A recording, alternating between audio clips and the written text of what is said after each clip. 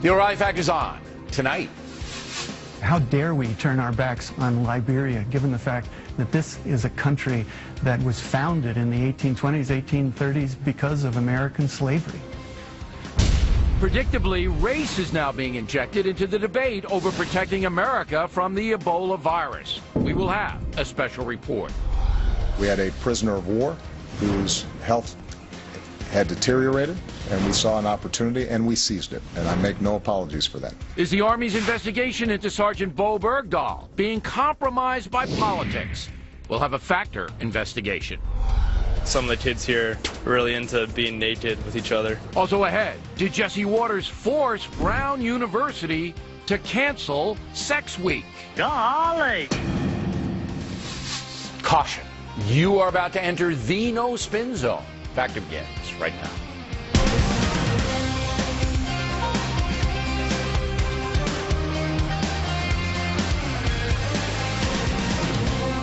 Hi, I'm Bill O'Reilly. Thanks for watching us tonight. More disturbing news about Ebola. That is the subject of this evening's Talking Points memo.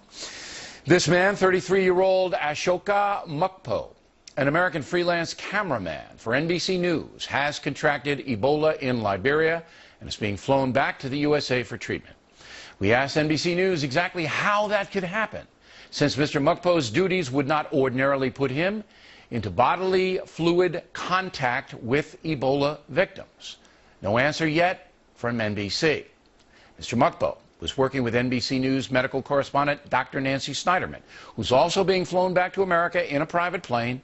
She and her team will be in quarantine for 21 days. The Factor has called for the Obama administration to halt all commercial flights and deny U.S. entry to any person from West Africa until the epidemic subsides. But so far, that request has not been heeded. There also are screening procedures in place at our border. So as individuals enter the country, they are observed by Customs and Border Patrol and others to protect the broader American public. But as we've seen with Thomas Duncan, the Liberian national currently isolated with Ebola in Dallas, Texas, screening cannot stop the movement of 6 people because the incubation period for Ebola is up to 3 weeks. So far, at least 13 African countries are restricting people entry from the nations where Ebola is a problem. In addition, British Airways and Air France, among others, have suspended flights to dangerous areas. But the USA has done nothing. Nothing. Does that make sense to you? A possible reason for the inaction is political correctness. Listen to this. You can't isolate neighborhoods. You can't isolate nations. It doesn't work. And people will talk about, well, we shouldn't allow any flights in from Liberia. I mean, we in America, how dare we turn our backs on Liberia, given the fact that this is a country that was founded in the 1820s, 1830s because of American slavery. We have a responsibility to stay connected with them and help them see this through. That's insane. Insane. By the way, 3,000 American military people have been ordered to Liberia and other African countries to help out. And that's humane and proper. But civilians are another matter. At a press conference today, the CDC put this out there. After the initial discussions with the hospital and with the patient, there were approximately 100 individuals that we needed to reach out to. That was the number that we put out yesterday. After reaching out to those individuals, there's now approximately 50 individuals that we feel we need to follow on a daily basis. Now, most of those individuals are at low risk. There are about 10 individuals that are at higher risk, and so we continue to watch those individuals very carefully.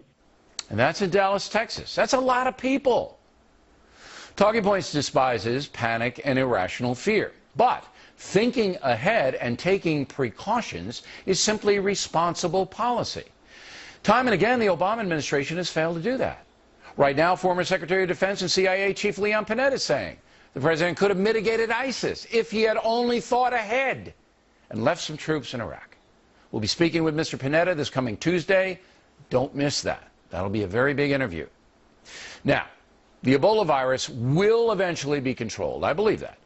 But right now, action is needed to make sure Americans are protected. So let's get on it, Mr. President. And that's a memo. Now for the top story tonight, reaction. Join us from Washington, Dr. Mary Schmidt, who specializes in infectious diseases, and Dr. Martin McCary, a medical doctor who teaches at Johns Hopkins University. So where am I going wrong here, Dr. McCary?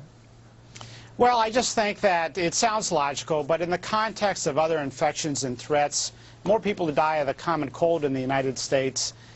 You know, flu virus mutates from China. We don't stop flights from China. I think it's reasonable to limit flights from West Africa. I mean, if you're going to go pick up a rug from your friend Larry in Nigeria, this is not a good year to do it, right? We should only have essential personnel. But I worry that if we have too dramatic of a limitation, we won't get the humanitarian folks in and out. Well, that's not going to happen because most of the humanitarian aid is gone by private charter, and those things can be arranged fairly easily by the charitable institutions that do it. Military goes on military transport. But there is no reason on earth, on this earth, that right now we should be accepting anyone in this country with a West African passport. It's not protecting the public good, Dr. Schmidt. Bill, thank you for having me. I do believe that there could be, if the manpower is available, better screening processes. There isn't manpower countries. available. If you've ever taken a transatlantic Right. or transpacific flight, you know the lines to get into this country. You both also know the incubation period. It is Yes. impossible to stop people infected with Ebola from getting in here by sight. And if you're going to test everybody, the line's going to be backed up to Costa Rica. So let's be real here tonight. Yes. Go ahead.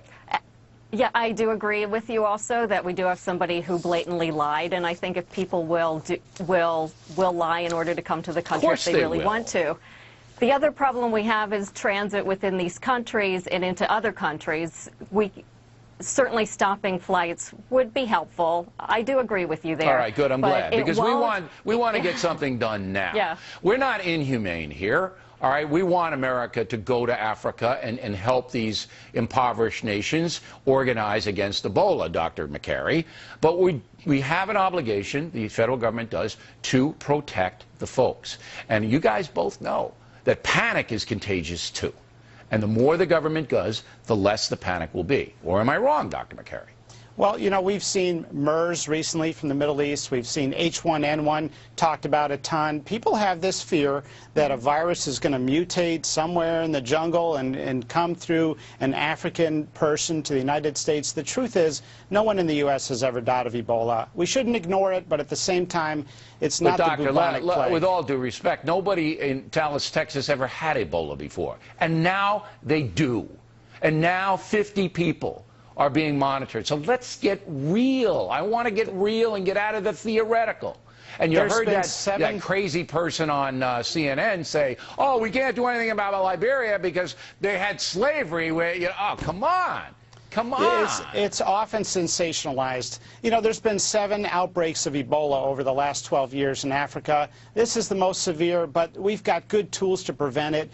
Education, keeping people contained, and I think we've done a good job. When Kent Bradley came here, a lot of people about said what we've no. done, but what we haven't done is very important. Now, when you heard the report that this man, Duncan, in Dallas was vomiting in the parking lot of his apartment building, Dr. Schmidt, I mean, that sent a chill through my spine. How about you?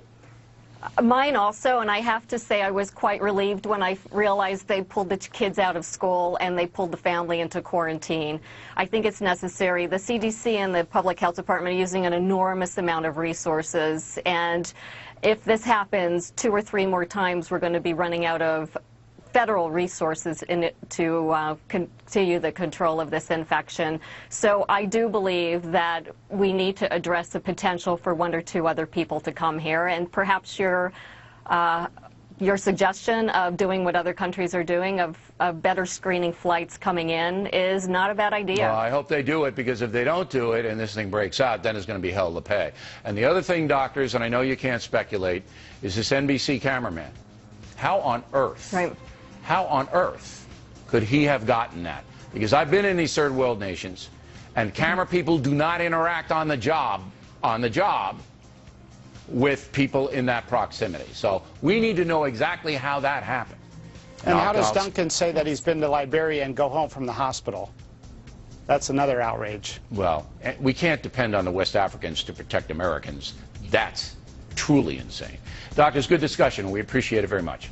Next on the rundown, why is the Army's investigation into Sergeant Bo Bergdahl taking so long? Is there something wrong? We'll have new information for you. And later, Gutfeld and McGurk on the difference between illegal aliens and undocumented people, Nancy Pelosi style. Factors coming right back.